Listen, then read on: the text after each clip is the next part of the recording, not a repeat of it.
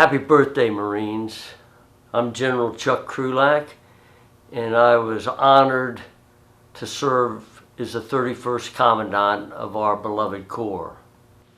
I gave a lot of thought as to what I might say in this video, but my bent towards history took me back in time to the times of people like General John Lejeune, General Holland Manage Smith, General Vandegrift, and the foundation they gave us. And that foundation for what we call the modern Corps was built at a place called Belleau Wood, where prior to Belleau Wood, the Marine Corps was nothing more than a gendarmerie, and after Belleau Wood, we were in fact the world's finest fighting organization. And so with that as kind of a background, I went to 1997 and picked up a video that I made in that year that talked about Belleau Wood. And for our birthday, I think it's very appropriate that we resurrect that video. And with that, let me take you back in time. In May 1918, the German army, 29 divisions strong, breached the Allied defenses, surged towards Paris. As German artillery shells started to fall on the streets of the French capital, the world despaired. In France's darkest hour, she looked to the untested American Expeditionary Force to stop the German advance. Included in this force was a lone Marine brigade. While many of the brigade's officers and senior enlisted were combat veterans of Cuba, China, Haiti, and the Philippines, they had never faced anything like the German army. The Marine Brigade was assigned to a position where I now stand, just northwest of Chateau Thierry, to hold a line extending from Lamar's farm to the village of Bourèche.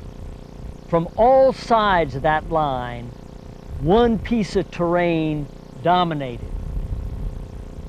It was an ancient, dark, tangled forest, about a mile long and a half-mile wide, surrounded by waist-high wheat fields and red poppies. A fortress island in a sea of wheat. On the Marines' hand-drawn maps, it was called Bois de Belleau, Belleau Wood. As fate would have it, this was exactly where the Germans aimed the spearhead of their attack. When the two forces collided, an epic battle ensued, pitting the individual Marine riflemen against the combat-hardened German soldier. The battle captured the attention of the world. How well would the Marines fight? Could they win? On the 6th of June, 1918, the 4th Marine Brigade assembled in their attack positions, facing the darkness of the forest 800 yards distant. When the order of fixed bayonets was passed down the line, each and every Marine understood the meaning. No quarter. There would be no turning back. Victory, no matter what the cost. Fixed bayonets. No two words better describe the battlefield resolve of our Corps, a resolve that is passed from Marine to Marine, generation to generation. This same resolve would sustain Marines through the volcanic ash on Iwo Jima, through the ice and the snow of the Chosin Reservoir, through the streets of Hue City, and through the minefields into Kuwait. As the Marines began their assault across the open fields of wheat, the Germans unleashed the full fury of their artillery and machine guns. They cut through the Marines like a scythe. Those not wounded hit the deck. It looked like the attack might fail. Then, in the middle of this wheat field, seemingly impervious to the death and the destruction that raged around him, a leader of Marines defiantly rose to his feet. Gunnery Sergeant Dan Daly, already a two-time Medal of Honor recipient, raised his rifle above his head, shouting his now famous challenge to his Marines.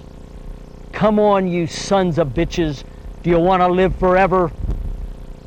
Dan Daly's leadership, his fearlessness, his resolve inspired his Marines to rise up and charge through the sea of wheat and into the forest, into the darkness, into the hell of Belleau Wood.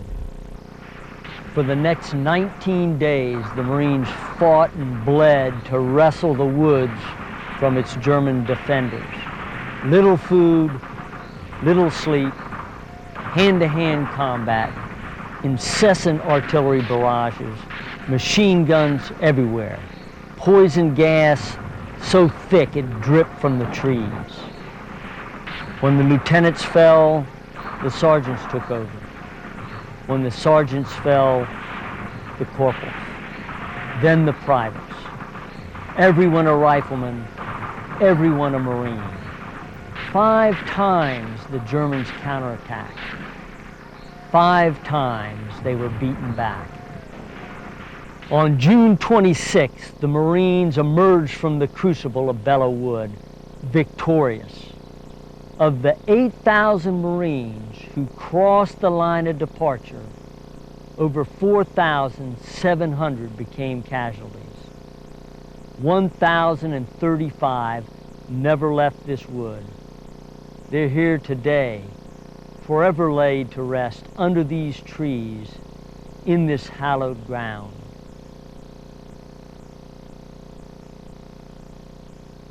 In many ways, the legacy of Belleau Wood is like a river that runs through all Marines, past, present, and future. Its currents rippling through our souls, renewing us, sustaining us, and fortifying us for the trials to come. The 4th Marine Brigade taught the world here at Belleau Wood that honor, courage, and commitment are more than just words.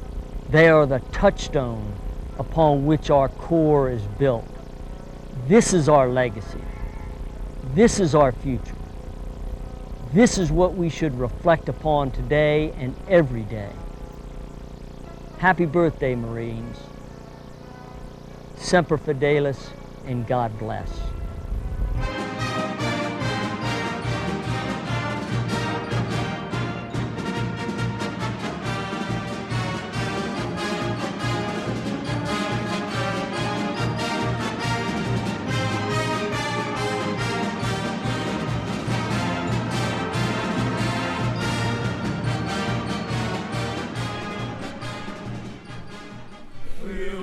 The old man wherever he wants to go, long as he wants to go, opposite to the foe.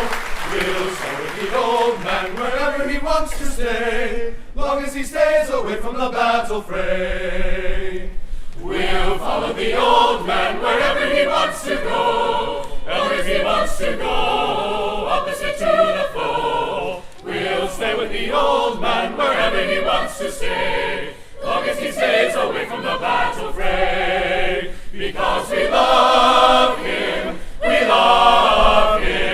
especially when he keeps us on the ball. And we'll tell the kiddies we answer nature's call, with the grandest son of a soldier of them all.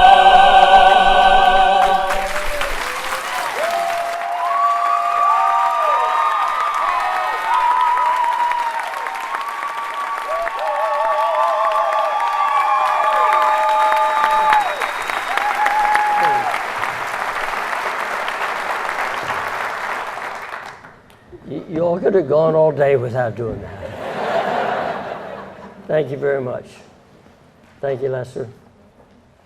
Thank you, these remarkable people.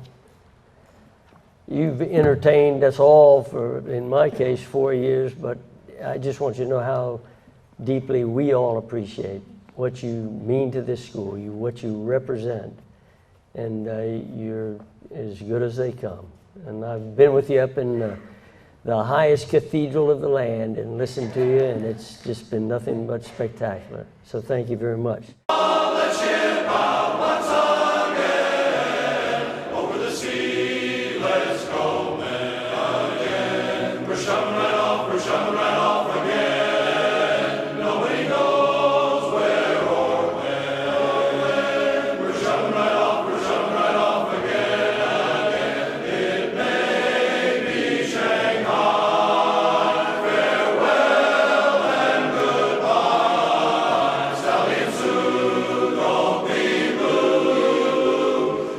Begun